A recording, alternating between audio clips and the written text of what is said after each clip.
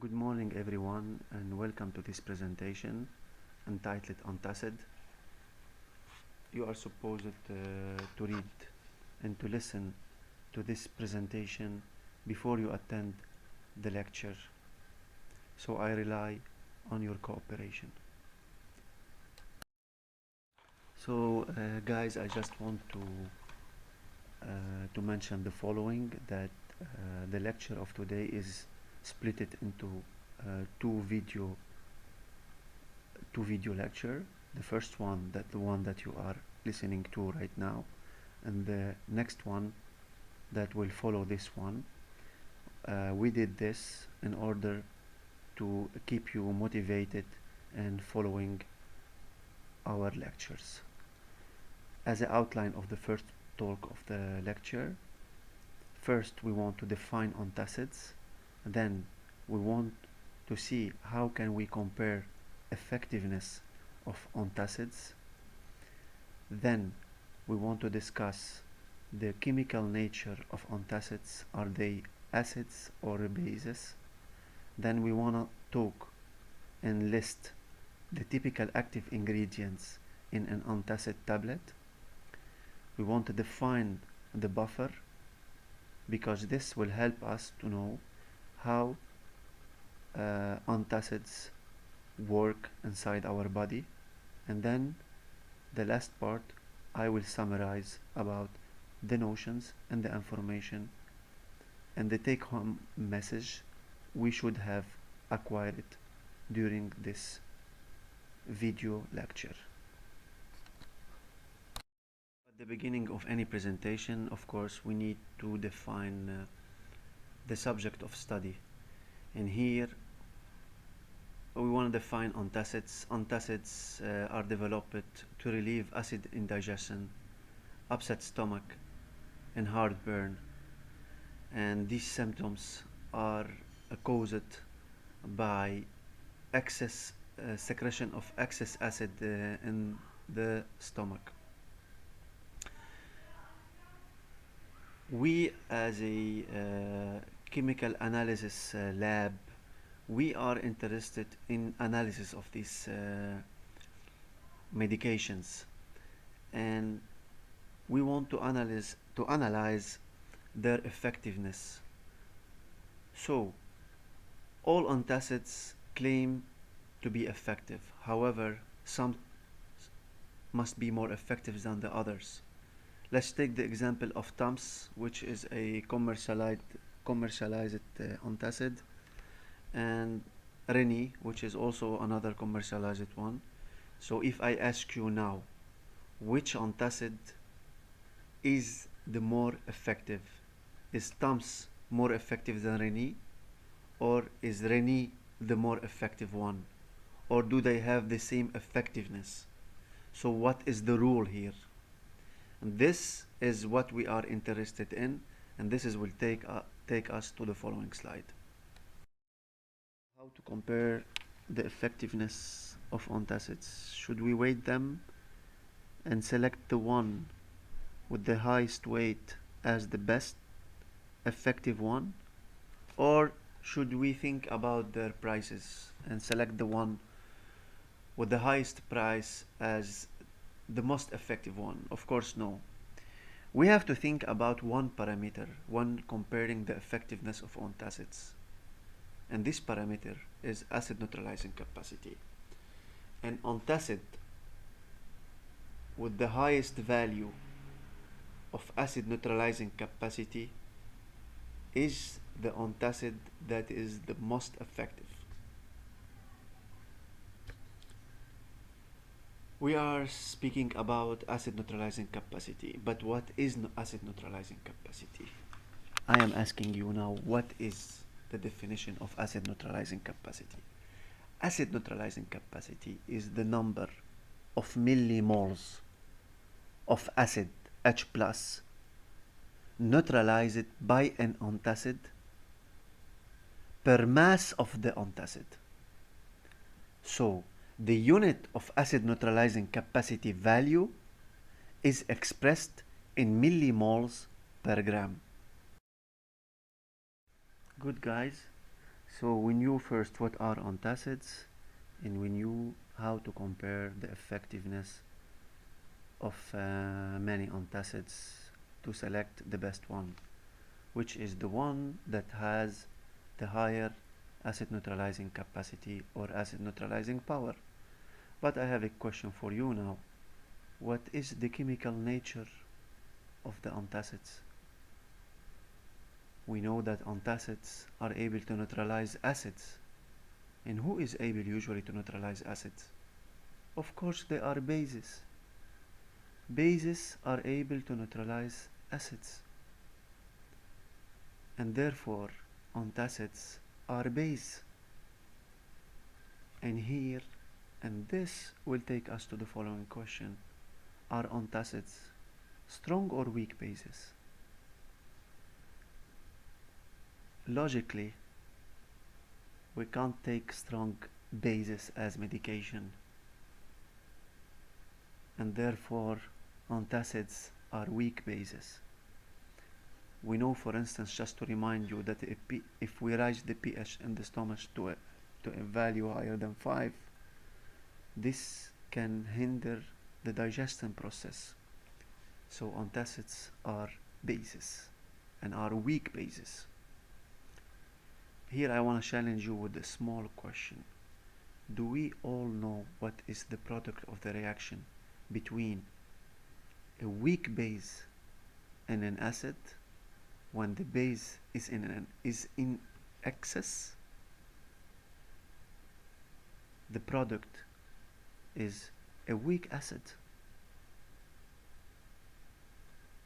A minus plus H plus, it will give us a weak acid, and as a result the final product that will stay in this reaction is AH in A minus. So a weak acid and its conjugate base. We will discuss this idea later on, so do not worry and do not get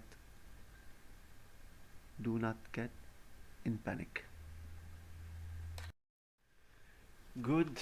From the previous slide we learned that antacids are weak bases and they are able to transform a strong acid into a weak acid. That's good. But what are the typical active ingredients? They are weak bases. Nice, but the list of weak bases is quite somehow unlimited. Antacids typically contain multiple ingredients. Active ingredient and inactive ingredient or excipient. The inactive ones are flavor, substance that make the effect of this chemical on the stomach not so erosive, not so bad, and binders. And the active ingredient are the ingredient that neutralize and buffer, and here you have to pay attention to the word buffer, the excess of acid H plus on the stomach. Example of this active ingredient: magnesium hydroxide, and their product commercialized as milk of magnesia. Malox, for instance, this product contained the following active ingredient: aluminium hydroxide and magnesium hydroxide. There is another product here that is only composite of aluminium hydroxide. Reni, it contains calcium carbonate and magnesium carbonate. Tums is only calcium carbonate.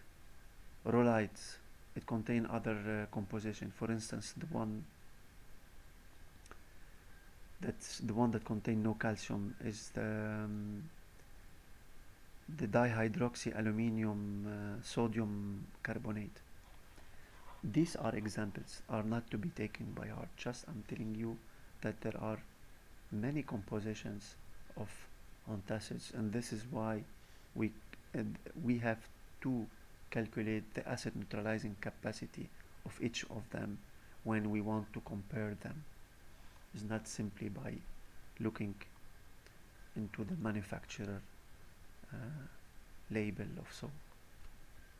So guys, we saw in the previous slide that antacid is able to neutralize H plus and make a buffer. So the question is, what is a buffer? The word buffer itself refers to something that reduces the impact of something else.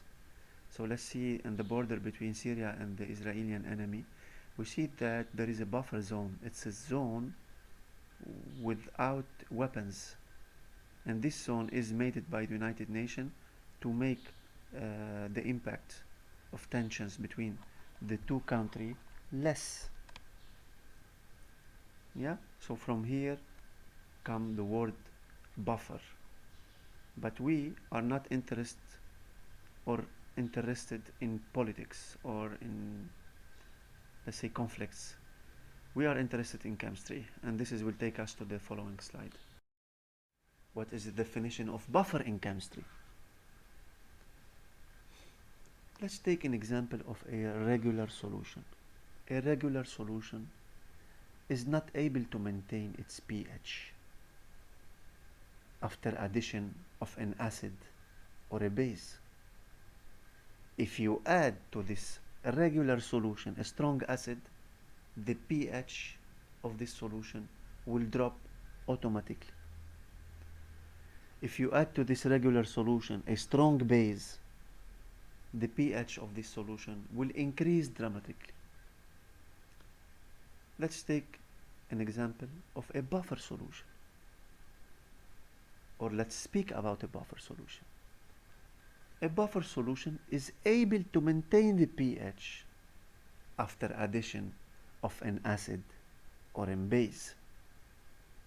So if we add to a buffer solution a strong acid, the pH will change, but not that much. And if we add to a buffer solution a strong base, the pH will change. It will increase, but a little bit, not that much.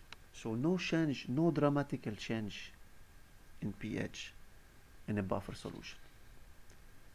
But now you are asking yourself the following question: how can a buffer is able to maintain the pH?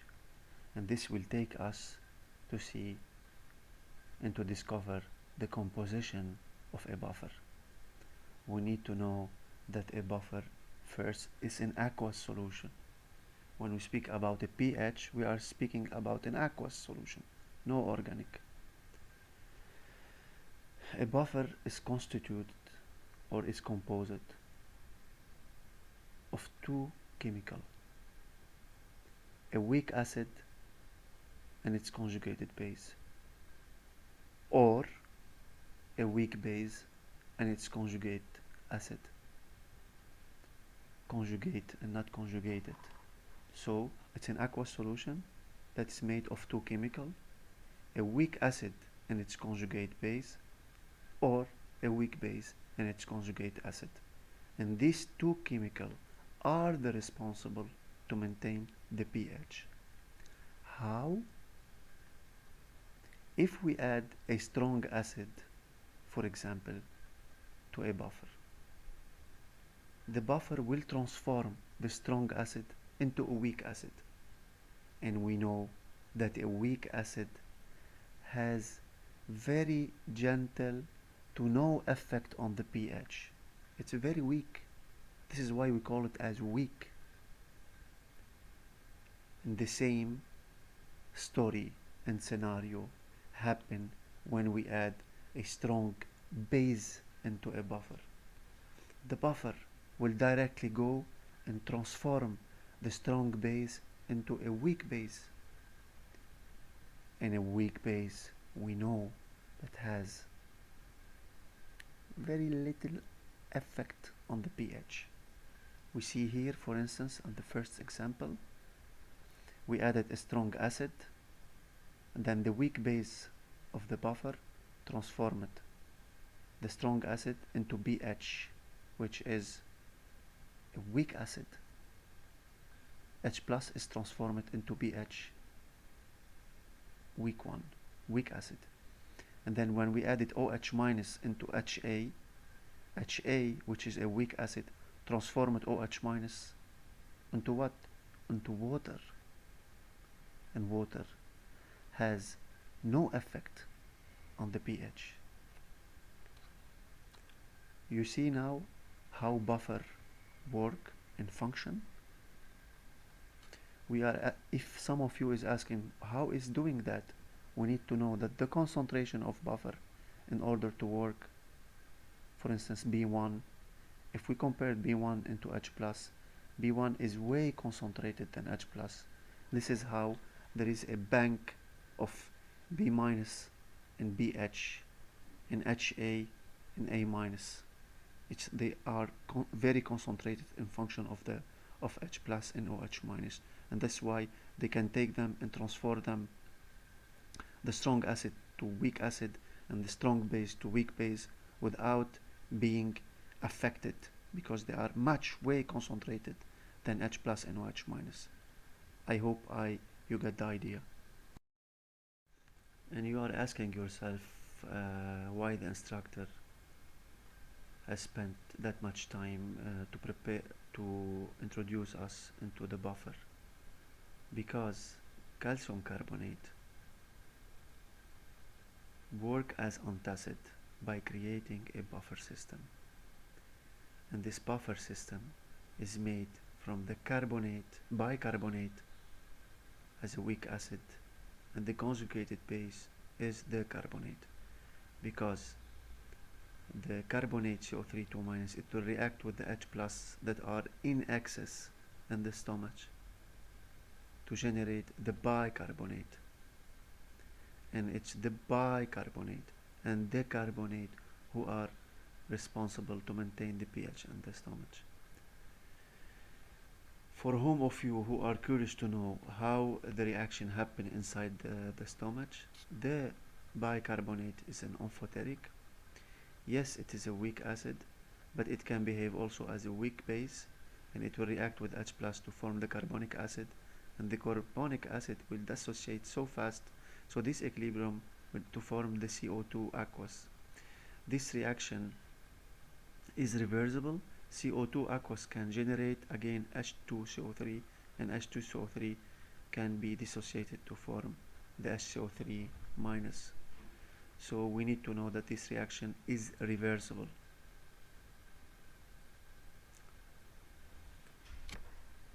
Guys, now we arrived to the summary, and let's summarize. We have learned during this short video lecture that antacids are able to relieve symptoms of excess of stomach acid, H plus. We learned also that the higher the acid neutralizing capacity value, the more effective the antacid is. We also learned that antacids are weak bases. We also learned that antacid, such as carbonate, is able to transform the strong acid of the stomach into a weak acid, bicarbonate, which is characterized by a weak effect on pH of the stomach. So by this, antacid neutralize H plus.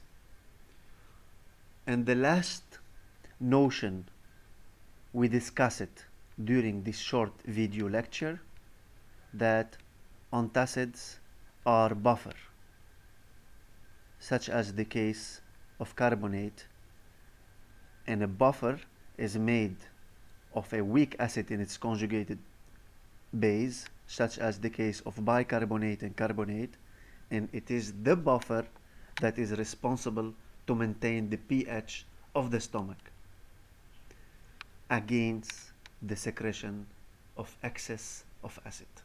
Thank you very much.